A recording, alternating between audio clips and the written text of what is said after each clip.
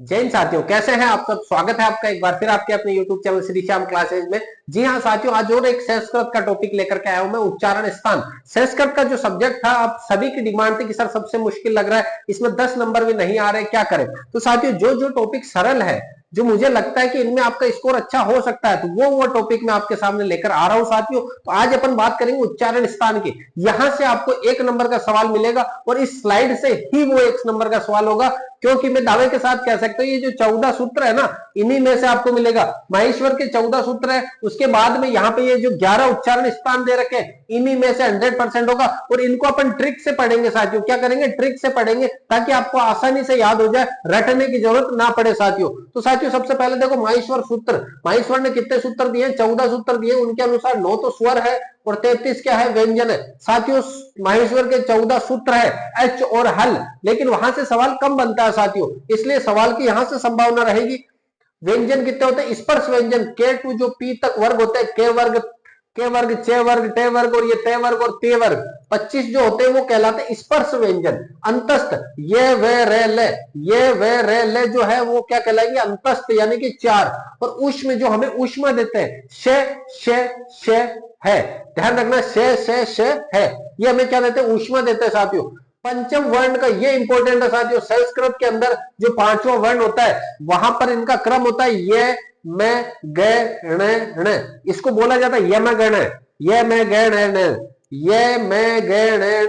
साथियों, हो सकता है उच्चारण इधर उधर हो जाए, क्योंकि मैं भी संस्कृत का ज्ञाता नहीं हूं। मैं सिर्फ आपको एक सजेस्ट कर रहा हूं कि इस तरीके से पढ़ना है, ताकि आपका 1 नंबर बन जाए साथियों। संयुक्त व्यंजन कौन कौन से होते हैं? शे का मतलब होता है के और शे। फिर आएगा आपके त्रे का मतलब होगा तय और रे साथियों।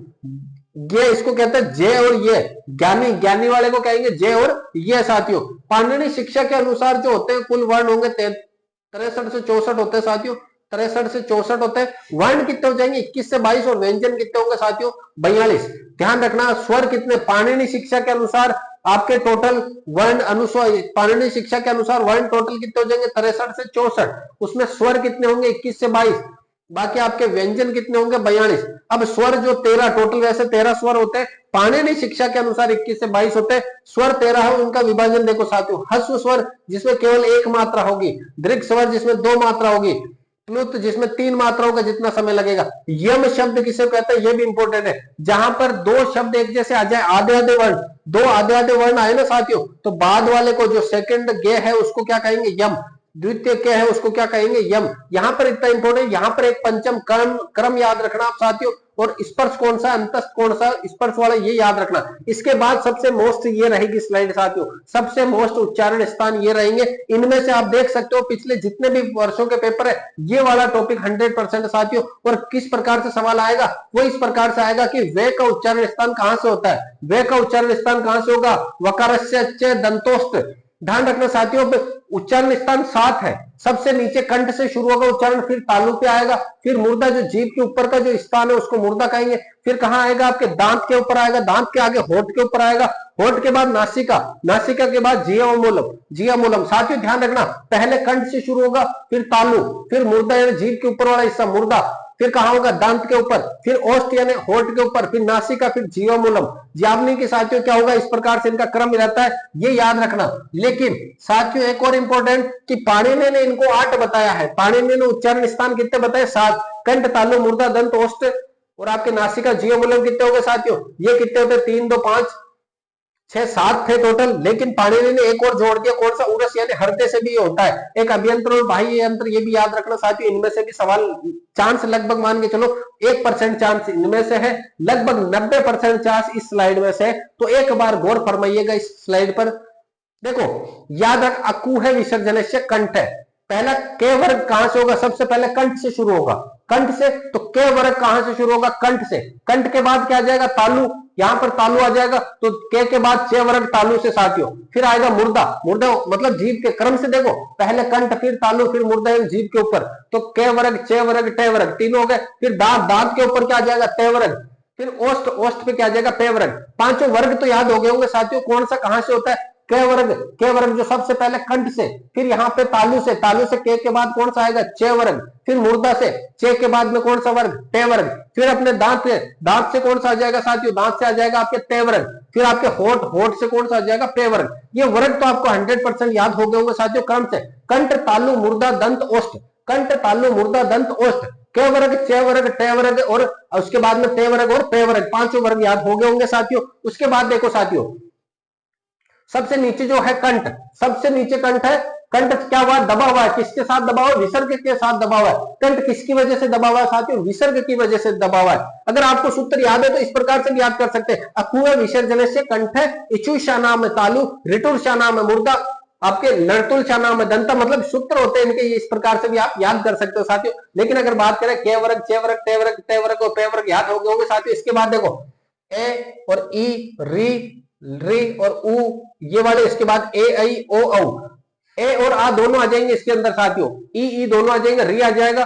फिर अब बात करें साथियों, देखो ए यानी ए वर्ग, के वर्ग, है और विसर्ग, चार चीजें आएगी। सबसे बड़ा कंठ है, सबसे बड़ा है यानी कि नीचे की तरफ है, तो विसर्ग से दब चुका है वो। उसके साथ में ए वर्ग जो सबसे पहले है, कंठ से शुरू होगा ए वर्ग, उसके बाद में ए कु, के वर्ग, उ ए कु है भी किसमें आ जाएगा, आपके कंठ के अंदर आ जाएगा। अकु है विसर्जन से कंठ है, यानी चार चीजें रहेगी, ए, के, है और विसर्ग, चार चीजें किसमें आ जाएगी, कंठ के अंदर आ जाएगी। फिर ई, शे वर्ग, ये और शे, ध्यान रखना शे का, शे सबसे पहले सलजम वाला शे आएगा, किसके अंदर आएगा, तालु के अंदर। फिर आपके मुर्दा के अंदर कौन सा आ जाएगा, सड़कोन वाला। फिर लास्ट में जाकर के दांत के अंदर कौन सा आ जाएगा, से सड़क वाला। तीनों से का भी याद रखना, ये रे ले वे, ये रे ले वे साथियों, ये भी याद रखना। वकार से दंतोष्ट ये तो अलग है, ये रे ले, ये रे ले, शे। उसके बाद में चे टे ते, ये भी याद रखिएगा, ई री और री, ई री और री, दो तीन बार पढ़ोगे ना साथियों अपने आप हो जाएगा, ई री और री, ई री और री, यानी अकुह विसर्जन से कंठ है। जब मैंने नोट्स बनाए, मैंने सोचा आपको पढ़ाए, तो मैंने दो तीन बार याद कर, तो मुझे हो गया साथियों, तो आपको तो 100% हो ही जाएंगे। मैं यहाँ संस्कृत का ज्ञाता नहीं हूँ साथियों, लेकिन मैं पढ़ा रहा हूँ ताकि आपके नंबर बन सके। इसलिए जब मैंने बोर्ड पे लिखा, एक दो बार नोट्स में देखा, तो मुझे याद हो गया साथियों। तो मैं आशा करता हूँ आपको भी याद हो जाए। क्या हो जाएगा, अकु है विसर्जन से कंठ है, ए वर्ग, के वर्ग, ए आ और के वर्ग, अकु है भी इसी में और विसर्ग भी इसी में, कंठ में। ई चू ये शानाम, इचू शानाम तालु, री टू रे शानाम मुर्दा, ऋतुर शानाम मुर्दा, रतुल शानाम दंता, रतुल शानाम दंता। यहां तक तो हो गए होंगे साथियों याद लगभग। अब देखो उपदमनियम, उ और पे वर्ग, उ और पे वर्ग और उपदमनियम, उपदमनियम क्या हो जाएगा साथियों, पे और पे, इस प्रकार से होगा पे और इसी प्रकार से होगा फे, इसको कहते हैं अपन उपधमनियम साथियों। यहां पर सीधा से इस प्रकार से लिखा हुआ कि ये किस तो होता है, तो ये उपधमनीय, इसको कहते हैं उपधमनीय है। तो उपधमनीय कहां से होगा, ओष्ठों से होगा। बोलने पे कई बार तो बोलने पे पता चल जाता, उप जैसे होठ हिल रहे, उप यानी होठ मेरे क्या हो रहे, चिप रहे हैं साथियों, बोल के देखना। ले कहां से बोलेगा, दांतों से बोला जाएगा।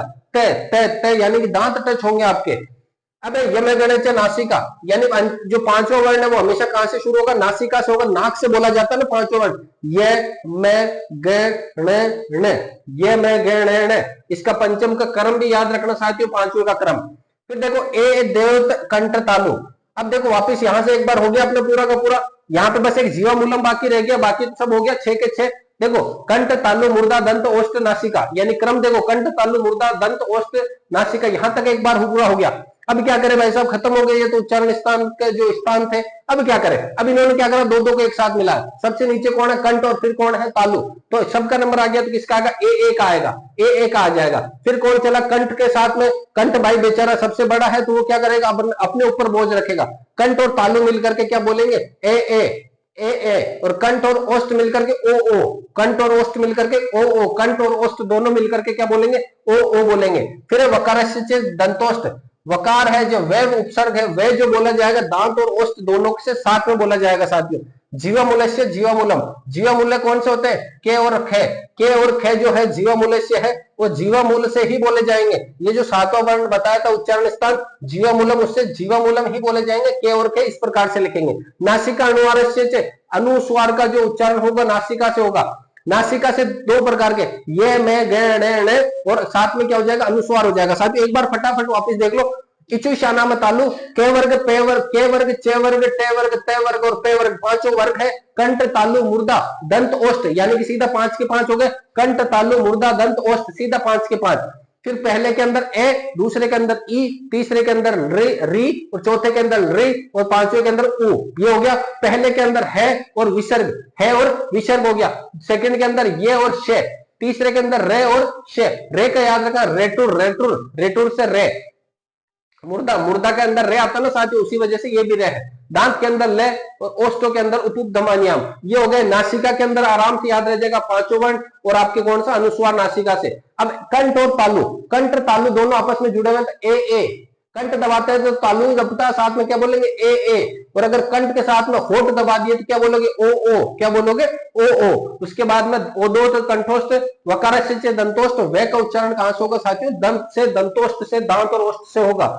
उसके बाद में साथियों ये जो अपने मूल उच्चारण स्थान थे। आशा करता हूं आपको क्लास पसंद आई होगी। अगर क्लासें पसंद आ रही है ना साथियों तो शेयर में कंजूसी मत करना, अपने दोस्तों को भी साथ लेकर के आओ, अपने दोस्तों को भी दिखाओ ये क्लासें। जो ये कह रहे हैं ना संस्कृत हार्ड है, मैं कहता हूं साथियों 8 टॉपिक लगभग मैं करवा दूंगा आपको। 8 के 8 टॉपिकों में अगर आपके सही होते, बाकी 7 में अगर आप तुक्के भी लगाते हो तो 10 नंबर आप आराम से पहुंच सकते हो साथियों संस्कृत में। और जो इसकी संधि अपने शिक्षण विधि है वो एज इट इज हिंदी की है। हिंदी की शिक्षण विधि अपने चल रही है साथियों, उसी की तर्ज पर आप वहां पर देख सकते हो साथियों। तो ये आज की क्लास थी साथियों। अगर वीडियो पसंद आया तो वीडियो को लाइक करें, अपने दोस्तों के साथ शेयर जरूर करें इस चैनल को। मिलते हैं अगली क्लास में, तब तक के लिए जय हिंद, वंदे मातरम।